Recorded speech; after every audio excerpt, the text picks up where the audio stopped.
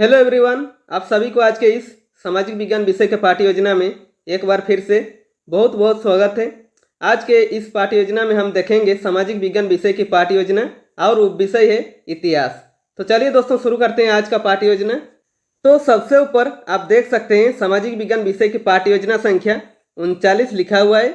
यहाँ पर आपको पाठ्य योजना संख्या लिखनी होती है, जितनी भी संख्या आपके पाठ्य योजना की होगी। उसके बाद विद्यालय का नाम लिखेंगे। आप जिस विद्यालय में पढ़ाने के लिए जाएंगे उस विद्यालय का नाम यहाँ पर मेंशन करेंगे। उसके बाद छात्राध्यापक अथवा छात्राध्यापिका का नाम लिखेंगे। यदि आप पुरुष हैं तो छात्राध्यापक का नाम लिखेंगे और यदि आप महिला हैं तो छात्राध्यापिका का नाम लिखेंगे। ठीक है। उसके बाद कालांश मेंशन करेंगे। कालांश यानी कि पीरियड, आप जिस पीरियड में पढ़ाने के लिए जाएंगे उस पीरियड का यहाँ पर मेंशन करेंगे। उसके बाद है कक्षा, कक्षा है 10, विषय है सामाजिक विज्ञान, प्रकरण है तो आज का प्रकरण है भूमंडलीकृत विश्व का बनना, जो एनसीईआरटी बुक का क्लास 10 का एक चैप्टर है। उसके बाद है अवधि, अवधि है 45 मिनट। किसी किसी विद्यालय में 35 मिनट या 40 मिनट भी होता है, तो आप अपने विद्यालय के हिसाब से देख लीजिएगा। उसके बाद दिनांक मेंशन करेंगे। तो फ्रेंड्स, ऐसे बहुत सारे वीडियो पाने के लिए आप इस चैनल को सब्सक्राइब कर लीजिए। और आप किसी विषय का लेसन प्लान चाहते हैं तो कमेंट बॉक्स में कमेंट करके ही बता सकते हैं। और इस विषय के अलावा यदि आपको किसी दूसरे विषय की भी लेसन प्लान चाहिए हो तो आप इस चैनल के प्लेलिस्ट में जाकर देख सकते हैं। आपको ढेर सारे लेसन प्लान देखने को मिल जाएगी। तो चलिए आगे बढ़ते हैं। उसके बाद आता है सामान्य उद्देश्य। सामान्य उद्देश्य विषय संबंधित होता है, तो यहाँ पर आप सामाजिक विज्ञान विषय को ध्यान में रखकर लिखेंगे। सामान्य उद्देश्य में विषय और विषय को पढ़ाने से बच्चों में किन किन चीज़ों का विकास होगा वो सब इसमें लिखना होता है। इसमें मिनिमम आप 4 से 5 पॉइंट लिख सकते हैं या मैक्सिमम 8 से 10 पॉइंट लिखा जा सकता है। तो देखिए, पहला पॉइंट में लिखेंगे छात्रों को सामाजिक विज्ञान विषय का ज्ञान प्रदान करना। दूसरा पॉइंट में लिखेंगे छात्रों में इतिहास विषय के प्रति रुचि उत्पन्न करना। और तीसरा पॉइंट में लिखेंगे छात्रों को ऐतिहासिक तथ्यों से अवगत कराना। और चौथा पॉइंट में लिखेंगे छात्रों में देश प्रेम के प्रति भावना का विकास करना। ठीक है। उसके बाद आता है विशिष्ट उद्देश्य।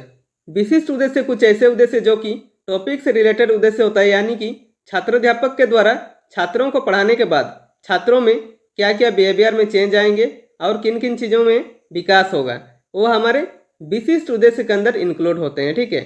इसमें मिनिमम आप 3 पॉइंट लिख सकते हैं या मैक्सिमम 4 से 5 पॉइंट लिखा जा सकता है। तो देखिए, पहला पॉइंट में लिखेंगे छात्र भूमंडलीकृत विश्व का बनना पाठ के बारे में जानने में सक्षम होंगे। और दूसरा पॉइंट में लिखेंगे छात्र भूमंडलीकृत विश्व के बनने की प्रक्रिया के बारे में जानने में सक्षम होंगे। और तीसरा पॉइंट में लिखेंगे छात्र भूमंडलीकृत विश्व के व्यापारिक संबंध के बारे में जानने में सक्षम होंगे। ठीक है। उसके बाद लिखेंगे शिक्षण विधि, यानी कि टीचिंग मेथड। इसमें शिक्षक कौन कौन सा शिक्षण विधि प्रयोग कर पढ़ा रहे हैं वो यहाँ पर मेंशन करना होता है। तो देखिए, व्याख्यान विधि, प्रश्नोत्तर विधि और कहानी विधि। ठीक है। उसके बाद लिखेंगे शिक्षण सहायक सामग्री। इनमें वो सभी सामग्री आते हैं जो शिक्षक पूरे कक्षा यानी पूरे 45 मिनट पढ़ाने के दौरान प्रयोग करता है। जैसे कि देखिए, चौक, डस्टर, शैम्पर, संकेतक, चार्ट पेपर इत्यादि। ठीक है। उसके बाद लिखेंगे पूर्व ज्ञान। इसमें क्या लिखा हुआ है देखिए, छात्र हमारे जीवन के बारे सामान्य जानकारी रखते हैं। ठीक है। उसके बाद आता है प्रस्तावना। प्रस्तावना प्रश्न किसी पाठ्य योजना का इम्पोर्टेंट हेडिंग कहा जाता है, क्योंकि प्रस्तावना प्रश्न बनाने में सबसे ज़्यादा दिक्कतें आती है। तो प्रस्तावना प्रश्न का फॉर्मेट कैसे होता है देखते हैं। प्रस्तावना प्रश्न का फॉर्मेट 3 कॉलमों से बनता है। पहला कॉलम में लिखेंगे क्रम संख्या, दूसरा कॉलम में लिखेंगे छात्र अध्यापक क्रियाकलाप अथवा छात्र अध्यापिका क्रियाकलाप, और तीसरा कॉलम में लिखेंगे छात्र छात्रा क्रियाकलाप। ठीक है। इसमें मिनिमम आप 3 प्रश्न पूछकर प्रकरण निकाल सकते हैं या मैक्सिमम 5 से 6 प्रश्न पूछकर प्रकरण निकाल सकते हैं। ठीक है। इसमें सभी प्रश्न और उत्तर क्रमबद्ध रूप में होनी चाहिए, यानी कि छात्र अध्यापक के प्रश्न करने पर जो छात्र छात्रा उत्तर देंगे उसी उत्तर से छात्र अध्यापक पुनः प्रश्न करेंगे। तो देखिए, यहाँ पर आपको और अच्छे से समझ में आएगा। क्रम संख्या में 1 लिखेंगे। छात्र अध्यापक पहला प्रश्न करते हैं, हमारे जीवन में मूलभूत आवश्यकता क्या है। तो छात्र छात्रा क्या उत्तर देते हैं? उत्तर देते हैं अनाज, कपड़ा और मकान। ठीक है।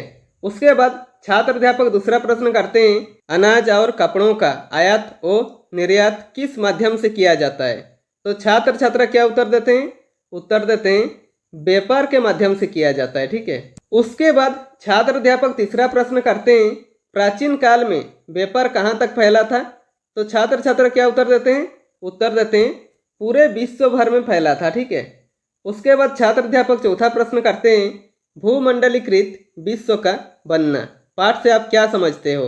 तो छात्र छात्रा क्या उत्तर देते हैं? छात्र छात्रा कोई उत्तर दे नहीं पाते हैं और मौन रहते हैं, यानी कि ये क्या हो जाएगा? समस्यात्मक प्रश्न हो जाएगा। ठीक है। इसका उत्तर छात्र नहीं दे पाएंगे तो कक्षा शिक्षक यानी आपका कर्तव्य है कि आप उस चीज़ को अच्छे से समझाएं बच्चों को। उसके बाद लिखेंगे उद्देश्य कथन और इसमें लिखेंगे, बच्चों आज हम लोग इतिहास विषय के अंतर्गत भूमंडलीकृत विश्व का बनना पाठ का विस्तार पूर्वक अध्ययन करेंगे। ठीक है। उसके बाद आता है प्रस्तुतिकरण। प्रस्तुतिकरण पाठ को हमें सबसे अच्छा बनाना होता है कि जितना भी कंटेंट होता है टॉपिक का वो सब प्रस्तुतिकरण पाठ में रखते हैं। ठीक है। तो प्रस्तुतिकरण का फॉर्मेट कैसे होता है देखते हैं। प्रस्तुतिकरण का फॉर्मेट 4 कॉलमों से बनता है। पहला कॉलम में लिखेंगे शिक्षण बिंदु यानी कि टीचिंग पॉइंट, इसमें हम कौन कौन से पॉइंट कवर करेंगे वो सब लिखेंगे। दूसरा कॉलम में लिखेंगे छात्र अध्यापक क्रियाकलाप अथवा छात्र अध्यापिका क्रियाकलाप यानी कि पुपिल टीचर एक्टिविटी, इसमें क्लासरूम में टीचर क्या क्या एक्टिविटी कर रहे हैं वो सब लिखेंगे। और तीसरा कॉलम में लिखेंगे छात्र छात्रा क्रियाकलाप यानी कि क्लासरूम में छात्र छात्रा क्या क्या एक्टिविटी कर रहे हैं वो सब लिखेंगे। और चौथा कॉलम में लिखेंगे श्यामपट कार्य। ठीक है। सबसे पहले शिक्षण बिंदु पर लिखेंगे भूमंडलीकृत विश्व का बनना एक परिचय, और इसके बारे में छात्र अध्यापक जो बताएंगे वो छात्र अध्यापक क्रियाकलाप पर लिखेंगे। ठीक है। तो देखिए क्या बताते हैं, वैश्वीकरण एक आर्थिक प्रणाली है जो दुनिया भर में माल, प्रौद्योगिकी, विचारों और लोगों के मुक्त आवाजाही से जुड़ी हुई है। भूमंडलीकृत विश्व के बनने की प्रक्रिया व्यापार का काम की तलाश में एक जगह से दूसरी जगह जाते लोगों का पूंजी और बहुत सारी चीज़ों की वैश्विक आवाजाही का एक लंबा इतिहास रहा है।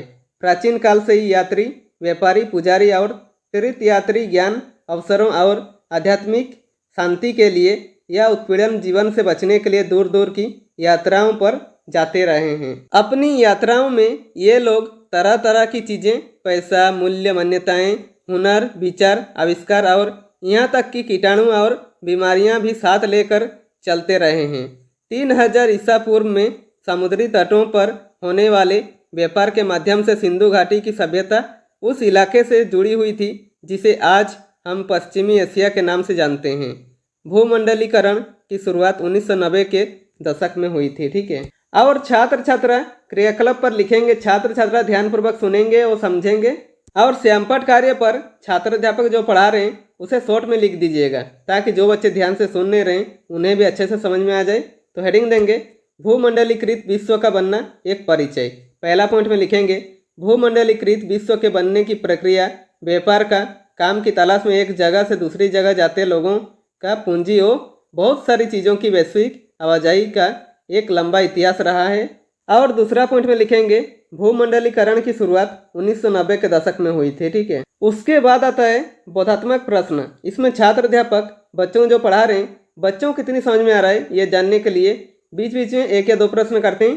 तो देखिए प्रश्न करते हैं भूमंडलीकरण की शुरुआत किस दशक में हुई थी? तो छात्र छात्रा क्या उत्तर देते हैं? उत्तर देते हैं 1990 के दशक में। ठीक है। उसके बाद शिक्षण बिंदु पर लिखेंगे आधुनिक युग से पहले, और इसके बारे में छात्र अध्यापक जो बताएंगे वो छात्र अध्यापक क्रियाकलाप पर लिखेंगे। तो देखिए क्या बताते हैं, 1000 साल से भी ज़्यादा समय से मालदीव के समुद्र में पाई जाने वाली कौड़ियाँ जिन्हें पैसा या मुद्रा के रूप में इस्तेमाल किया जाता था चीन और पूर्वी अफ्रीका तक पहुँचती थी। बीमारी फैलने वाले कीटाणुओं का दूर दूर तक पहुँचने का इतिहास भी 7वीं सदी तक चला था। इतने दूर दूर पहुँचने का माध्यम निम्नलिखित था। पहला, रेशम मार्ग सिल्क रूट से जुड़ती दुनिया। भोजन की यात्रा स्पेगेटी और आलू। तीसरा है विजय, बीमारी और व्यापार। ठीक है। और छात्र छात्रा क्रियाकलाप पर लिखेंगे, छात्र छात्रा ध्यानपूर्वक सुनेंगे और श्यामपट कार्य पर छात्र अध्यापक जो पढ़ा रहे हैं उसे शॉर्ट में लिख दीजिएगा। तो हेडिंग देंगे आधुनिक युग से पहले। पहला में लिखेंगे आधुनिक युग से पहले दूर दूर स्थित भागों तक व्यापारिक तथा बीमारी पहुंचाने वाले कीटाणुओं का दूर दूर पहुंचाने का माध्यम निम्न है। रेशम मार्ग से जुड़ती दुनिया। दूसरा में लिखेंगे भोजन की यात्रा स्पेगेटी और आलू। तीसरा में लिखेंगे विजय, बीमारी और व्यापार। ठीक है। अब इन तीनों के बारे में एक एक करके डिस्कस करेंगे। ठीक है। शिक्षण बिंदु पर लिखेंगे रेशम मार्ग सिल्क रूट से जुड़ती दुनिया। और इसके बारे में छात्र अध्यापक जो बताएंगे वो छात्र अध्यापक क्रियाकलाप पर लिखेंगे। तो देखिए क्या बताते हैं। आधुनिक काल से पहले के युग में दुनिया के दूर दूर स्थित भागों के बीच व्यापारिक और सांस्कृतिक संपर्कों का सबसे जीवंत उदाहरण सिल्क मार्गों के रूप में दिखाई देता है। रेशम मार्ग कई सारे हैं जो जमीन और समुद्र के रास्ते से एशिया के विशाल क्षेत्रों को आपस में जोड़ने का काम करते हैं और एशिया को यूरोप एवं उत्तरी अफ्रीका के साथ जोड़ता है। ठीक है, इसी रास्ते से चीनी पटरी जाती थी और इसी रास्ते से भारत और दक्षिण पूर्व एशिया के कपड़े और मसाले दुनिया के दूसरे भागों में पहुंचते थे।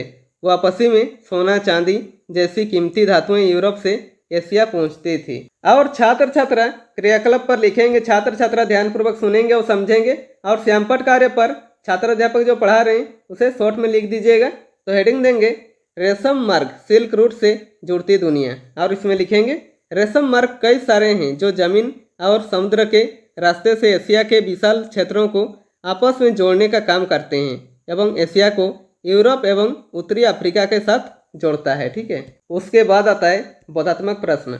इसमें छात्र अध्यापक बच्चों जो पढ़ा रहे हैं बच्चों को कितनी समझ में आ रहा है ये जानने के लिए बीच बीच में एक या दो प्रश्न करते हैं। तो देखिए पहला प्रश्न करते हैं, एशिया को यूरोप और उत्तरी अफ्रीका से जोड़ने वाले मार्ग को क्या कहा जाता है? तो छात्र छात्रा क्या उत्तर देते हैं? उत्तर देते हैं सिल्क मार्ग। ठीक है, उसके बाद छात्र अध्यापक दूसरा प्रश्न करते हैं, सिल्क रूट का क्या अर्थ होता है? तो छात्र छात्रा क्या उत्तर देते हैं? उत्तर देते हैं एशिया को यूरोप और उत्तरी अफ्रीका से जोड़ने वाले मार्गों का नेटवर्क। ठीक है, उसके बाद शिक्षण बिंदु पर लिखेंगे भोजन की यात्रा स्पेगेटी और आलू। और इसके बारे में छात्र अध्यापक जो बताएंगे वो छात्र अध्यापक क्रियाकलाप पर लिखेंगे। तो देखिए क्या बताते हैं, जब भी व्यापारी और मुसाफिर किसी नए देश में जाते थे जाने अनजाने वहाँ नई फसलों के बीज बो आते थे। संभव है कि दुनिया के विभिन्न भागों में मिलने वाले झटपट तैयार होने वाले खाद्य पदार्थों के भी साझा स्रोत रहे हों। माना जाता है कि नूडल्स चीन से पश्चिम में पहुंचा और वहीं स्पेगेटी का जन्म हुआ। क्रिस्टोफर कोलंबस द्वारा अमेरिका की खोज के बाद ही आलू, सोयाबीन, मूंगफली, मक्का, टमाटर, मिर्च, मीठे आलू जैसी खाद्य पदार्थ यूरोप और एशिया में पहुंचा था। आयरलैंड के गरीब काश्तकार तो आलू पर ही निर्भर थे। जब 1840 के दशक के मध्य में किसी बीमारी के कारण आलू की फसल खराब हो गई तो लाखों लोग भूखमरी के कारण मौत के मुंह में चले गए। और छात्र छात्रा क्रियाकलाप पर लिखेंगे। छात्र छात्रा ध्यानपूर्वक सुनेंगे और श्यामपट्ट कार्य पर छात्र अध्यापक जो पढ़ा रहे हैं उसे शॉर्ट में लिख दीजिएगा ताकि बच्चों को अच्छा से समझ में आ जाए। तो हेडिंग देंगे भोजन की यात्रा स्पेगेटी और आलू। इसमें लिखेंगे आयरलैंड के गरीब काश्तकार तो आलू पर ही निर्भर थे। जब 1840 के दशक के मध्य में किसी बीमारी के कारण आलू की फसल खराब हो गई जिससे लाखों लोग भूखमरी से मर गए। उसके बाद शिक्षण बिंदु पर लिखेंगे विजय, बीमारी और व्यापार। और इसके बारे में छात्र अध्यापक क्या बताते हैं, देखिए पेरू और मेक्सिको की खानों से निकलने वाली कीमती धातुओं ने यूरोप एवं एशिया के बीच व्यापार को गति प्रदान किया। अमेरिका पर विजय पाने के लिए स्पेनिश सेनाओं ने हथियार के रूप में चेचक के कीटाणुओं का इस्तेमाल किया था। भारत और चीन 18वीं शताब्दी के काफ़ी समय बाद तक दुनिया के सबसे अमीर देशों में से गिना जाता था। और छात्र छात्रा क्रियाकलाप पर लिखेंगे। छात्र छात्रा ध्यानपूर्वक सुनेंगे और समझेंगे। और श्यामपट्ट कार्य पर छात्र अध्यापक जो पढ़ा रहे हैं उसे शॉर्ट में लिख दीजिएगा। तो हेडिंग देंगे विजय, बीमारी और व्यापार। और इसमें लिखेंगे पेरू और मेक्सिको की खानों से निकलने वाली कीमती धातुओं ने यूरोप एवं एशिया के बीच व्यापार को गति प्रदान किया। ठीक है, उसके बाद आता है बोधात्मक प्रश्न। इसमें छात्र अध्यापक बच्चों जो पढ़ा रहे हैं बच्चों को कितनी समझ में आ रहा है ये जानने के लिए बीच बीच में एक या दो प्रश्न करते हैं। तो देखिए पहला प्रश्न करते हैं, आलू अकाल किस देश में हुआ था? तो छात्र छात्रा क्या उत्तर देते हैं? उत्तर देते हैं आयरलैंड में हुआ था। ठीक है, उसके बाद छात्र अध्यापक दूसरा प्रश्न करते हैं, नूडल्स किस राष्ट्र से पश्चिम में पहुंचे? तो छात्र छात्रा क्या उत्तर देते हैं? उत्तर देते हैं चीन। ठीक है, तो फ्रेंड्स यहाँ पर हमारा प्रस्तुतिकरण समाप्त होता है। इसके आगे यदि आप बढ़ाना चाहते हैं तो बढ़ा सकते हैं। उसके बाद प्रस्तुतिकरण को समाप्त करेंगे। ठीक है, उसके बाद आता है पुनरावृत्ति। इसमें छात्र अध्यापक जो पढ़ाए उसे पुनः रिक्रिएशन करते हैं। ठीक है, तो पहला पॉइंट में लिखेंगे भूमंडलीकृत विश्व के बनने की प्रक्रिया व्यापार का काम की तलाश में एक जगह से दूसरी जगह जाते लोगों का पूंजी और बहुत सारी चीज़ों की वैश्विक आवाजाही का एक लंबा इतिहास रहा। ठीक है, दूसरा पॉइंट में लिखेंगे आधुनिक काल से पहले के युग में दुनिया के दूर दूर स्थित भागों के बीच व्यापारिक और सांस्कृतिक संपर्कों का सबसे जीवंत उदाहरण सिल्क मार्गों के रूप में दिखाई देता है। तीसरा पॉइंट में लिखेंगे आयरलैंड के गरीब काश्तकार आलू पर निर्भर थे। जब 1840 के दशक के मध्य में आलू किसी बीमारी के कारण खराब हुई तब लाखों लोग भूखमरी के कारण मर गए। ठीक है, उसके बाद आता है मूल्यांकन। मूल्यांकन शिक्षा केंद्रित होता है, यानी कि शिक्षक अपना तथा छात्रों का भी साथ में मूल्यांकन करते हैं कि जो उन्होंने 45 मिनट का क्लास लिया बच्चों को कितनी अच्छी तरीके से समझ में आया, ये जानने के लिए इसमें मिनिमम 1 या 2 प्रश्न करते हैं या मैक्सिमम 3 से 4 प्रश्न कर सकते हैं। तो देखिए, पहला प्रश्न करते हैं रेशम मार्ग कहाँ था। दूसरा प्रश्न करते हैं किस फसल की शुरुआत से यूरोपीय गरीब बेहतर खाने और अधिक समय तक जीवित रहने में सफल हुए। उसके बाद आता है गृह कार्य। गृह कार्य पे ऐसे प्रश्न बनाइए कि बच्चों को घर पे जाकर वो चैप्टर रिवाइज करने का मौका मिले और आप उन्हें अच्छे से चेक भी कर सके। इसमें भी मिनिमम 1 या 2 प्रश्न करेंगे या मैक्सिमम 3 से 4 प्रश्न कर सकते हैं। तो देखिए, प्रश्न करते हैं 17वीं सदी से पहले होने वाले आदान प्रदान के 2 उदाहरण दीजिए। एक उदाहरण एशिया से और एक उदाहरण अमेरिका महाद्वीपों से चुने। ठीक है, तो फ्रेंड्स, इसी के साथ हमारा आज का लेसन प्लान कंप्लीट होता है। यदि वीडियो पसंद आए तो लाइक कीजिए और यदि आप चैनल में नए हैं तो चैनल को सब्सक्राइब कर दीजिए और बेल आइकन को दबा दीजिए ताकि मेरे सारे वीडियो आप तक पहुंचती रहेगी। और हो सके कैसे लगे वीडियो कमेंट बॉक्स में कमेंट करके ही बता सकते हैं।